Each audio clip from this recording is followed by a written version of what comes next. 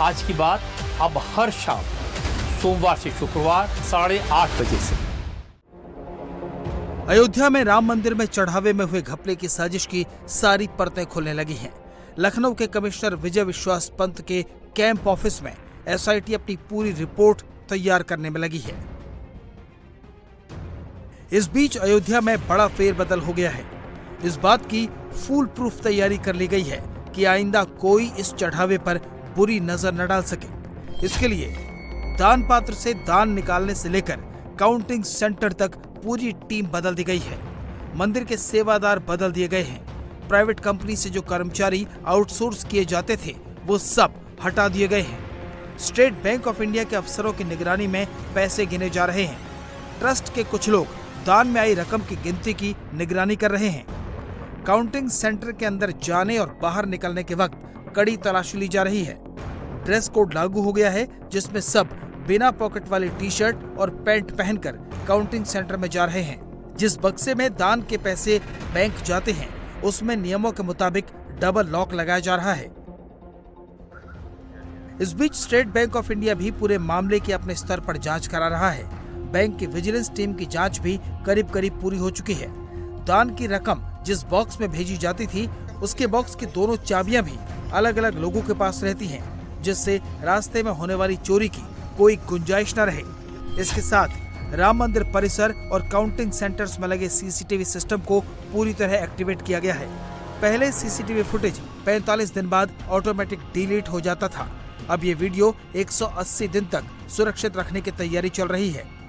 चढ़ावे में चोरी की जांच कर रही एसआईटी के पास सिर्फ 45 दिन की सीसीटीवी रिकॉर्डिंग है। उससे पहले हुई चोरी के सबूत खोजने में एसआईटी को मुश्किल हो रही है। इसलिए अब 6 महीनों तक सीसीटीवी फुटेज मौजूद रहेगी।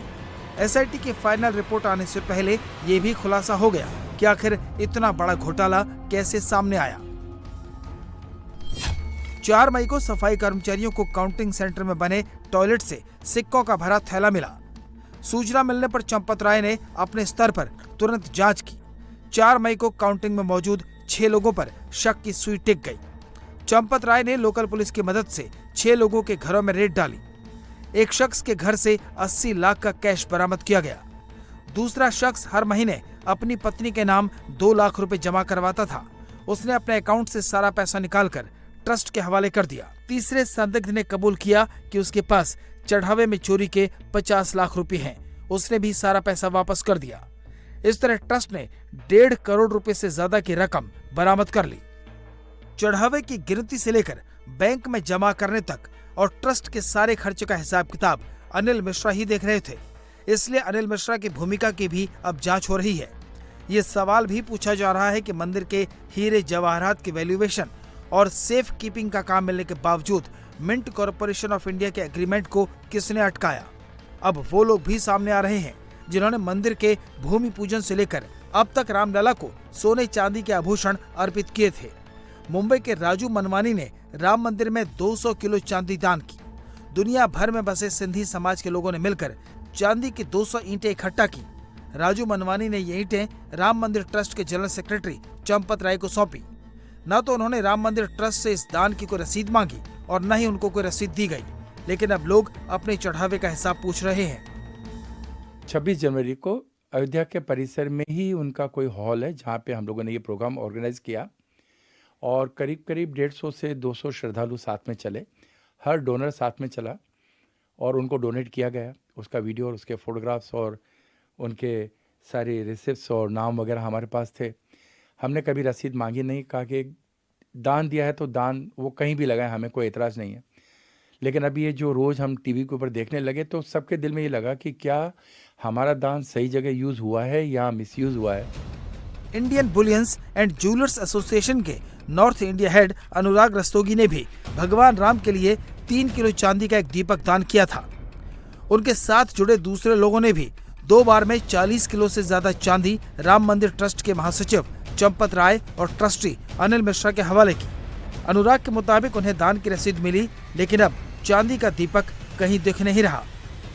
हमने प्रभु को दिया है तो हमारा कोई अविश्वास करने का मतलब ही नहीं बनता, लेकिन आप लोगों के माध्यम से ही हमें पता चला कि इस तरीके की कोई घटना घटी है और ढूंढते हुए फिर भी मेरे मन में कोई ऐसा कोई विचार नहीं आया कि हम ट्रस्ट पे कोई आरोप लगाएं या कोई हमारी जरा सी भी कोई इस तरीके की सोच थी। मुझे जितनी चांदी मैंने दी है, जो दिया, मुझे उसकी रसीद मिली प्रॉपर हर चीज़ की।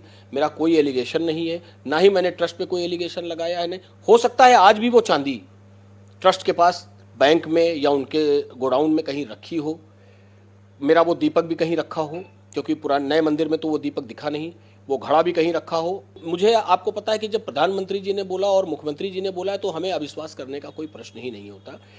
एक पूरा भरोसा है हमें हमारे मुख्यमंत्री जी पर, हमारे प्रधानमंत्री जी पर, कि लाखों लोगों की आस्था से जुड़े हुए हैं मंदिर, उनकी आस्था ये कभी खराब नहीं होने देंगे। राम मंदिर में करोड़ों का चढ़ावा आ चुका है। कई किलो सोना और चांदी के साथ साथ कीमती जवाहरात लोगों ने आस्था पूर्वक दिए। अब सबको एसआईटी की रिपोर्ट का इंतजार है, जिससे दूध का दूध और पानी का पानी हो सके। अयोध्या में राम मंदिर के चढ़ावे पर लगे ग्रहण के बीच आज शेष अवतार मंदिर में ध्वजारोहण होगा। पहले ये कार्यक्रम काफ़ी भव्य तरीके से होना था, लेकिन अब इसमें काफ़ी कटौती कर दी गई है। यूपी के डिप्टी सीएम केशव प्रसाद मौर्य और ब्रजेश पाठक इसमें बतौर मुख्य अतिथि शामिल होंगे। राम जन्मभूमि तीर्थ क्षेत्र ट्रस्ट के महासचिव चंपत राय, सदस्य डॉक्टर अनिल मिश्रा और खास आमंत्रित सदस्य गोपाल जी राव अब इस समारोह से दूर कर दिए गए।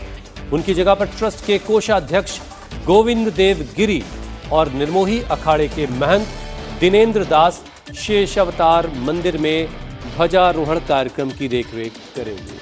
और पहले इसमें 5000 लोगों को बुलाने की योजना थी, लेकिन अब इसमें बड़े पैमाने पर कटौती की गई है। शेष अवतार मंदिर की विशेषता ये है कि उसकी ऊंचाई रामलला के गर्भगृह में स्थापित आसन की ऊंचाई के बराबर रखी गई। मंदिर के शिखर पर 51 फीट की ऊंचाई पर धर्म ध्वजा स्थापित की जाएगी। इस बीच राम मंदिर के चढ़ावे में कथित गड़बड़ी की जांच को लेकर के सुप्रीम कोर्ट में जनहित याचिका दायर की गई है। अजय कुमार राय और दिनेश कुमार यादव नाम के 2 वकीलों की ओर से दायर याचिका में मांग की गई है कि राम जन्मभूमि ट्रस्ट के पैसों में गड़बड़ी के आरोपों की एफआईआर दर्ज की जाए। याचिका में मांग की गई है कि सीबीआई की अगुवाई में एक विशेष जांच टीम बनाकर निष्पक्ष जांच कराई जाए। और इस याचिका में ये भी मांग की गई है कि ये जांच एक टाइम फ्रेम के अंदर पूरी की जाए, जिससे ये पता चल सके कि दान के पैसों में कोई गड़बड़ी हुई, कितना गबन हुआ, कितना भ्रष्टाचार हुआ। याचिका में ट्रस्ट और यूपी सरकार को निर्देश देने की भी मांग की गई है कि ट्रस्ट के पैसों और संपत्तियों की निगरानी के लिए मजबूत ऑडिट और जांच व्यवस्था का इंतजाम बनाया जाए।